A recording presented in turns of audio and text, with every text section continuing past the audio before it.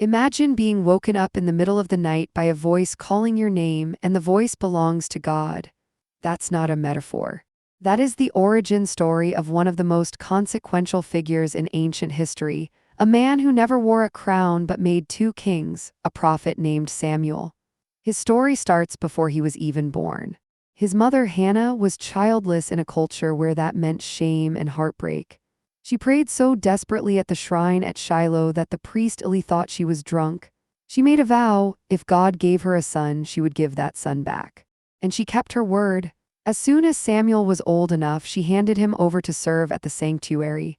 Picture that. A little boy living in a temple raised by an aging priest whose own sons were corrupt. And then comes the famous night. Samuel hears his name called and runs to Eli, assuming the old man wants him. 3 times this happens until Eli realizes what's going on and tells the boy how to answer. Speak, for your servant is listening. The message Samuel receives that night is brutal, judgment on Eli's own household, and the boy has to deliver it to the man who raised him. That moment set the pattern for his entire life, telling powerful people things they did not want to hear.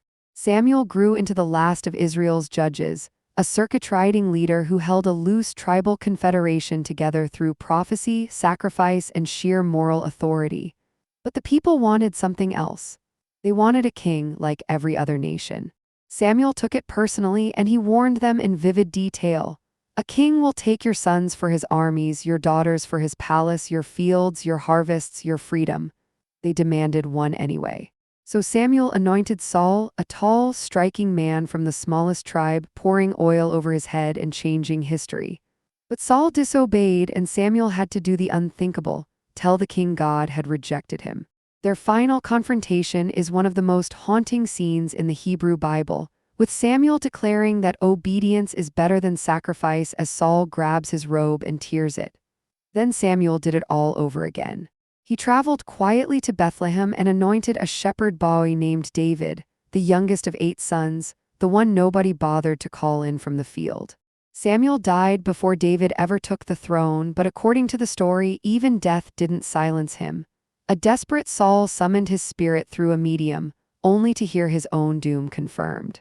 Samuel's legacy is the idea that no ruler is above accountability, that power answers to conscience. So next time you hear someone speak truth to power, remember the boy who answered a voice in the dark and changed the course of a nation.